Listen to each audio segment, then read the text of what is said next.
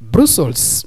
Tume ya Ulaya imesasisha orodha ya usalama wa anga ya Umoja wa Ulaya na kupiga marufuku rasmi mashirika yote ya ndege yaliyoidhinishwa nchini Tanzania kufanya safari ndani ya Umoja wa Ulaya kutokana na matatizo makubwa ya usalama. Hatua hiyo inafuatia tathmini ya kiufundi ya kina na inaonyesha dhamira thabiti ya tume ya kuhakikisha viwango vya juu zaidi vya usalama wa safari za anga kwa raia wa Umoja wa Ulaya na wasafiri kutoka kote duniani, ilisema taarifa ya tume hiyo ya Ulaya.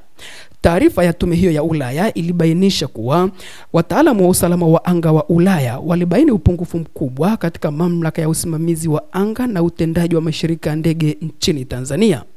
Kasoro zilizogunduliwa ni pamoja na ukosefu wa wafanyakazi wenye ujuzi wa kutosha, usimamizi hafifu wa usalama katika uendeshaji wa safari na hali ya ndege, na kutokufuata viwango vya kimataifa vya usalama vilivyowekwa na shirika la kimataifa la anga la ICAO pamoja na mashirika husika na mamlaka za kitaifa. Kwa msingi huo, mashirika yote ya ndege kutoka Tanzania sasa yamepigwa marufuku kuingia katika anga la Umoja wa Ulaya. Baada ya masasisho hayo ya tume ya Ulaya, orodha ya usalama wa anga ya Umoja wa Ulaya sasa ina mashirika ya ndege 169 ambayo ni kama ifuatavyo. Mashirika 142 kutoka nchi 17 ikiwemo Tanzania kwa sababu ya usimamizi duni wa usalama.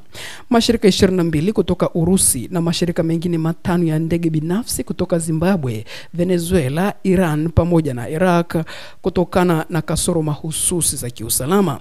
Mashirika mawili ya ndege ambayo ni Iran Air pamoja na Air Koryo ya Korea Kaskazini ambayo yanakabiliwa na masharti ya uendeshaji maalum na huruhusiwa tu kuingia katika Umoja wa Ulaya kwa kutumia aina maalum za ndege. Hii ni Habari 24 Channel ambayo tunazidi kukujuza na kukupasha habari pamoja na matukio mbalimbali yanayojiri kutokea kila kona ya dunia. Kama bado hujasubscribe kwenye YouTube channel hii, unaweza ukafanya hivyo kwa kubofya neno subscribe na utaendelea kupokea habari pamoja na matukio mbalimbali yanayojiri kutokea kila kona ya dunia.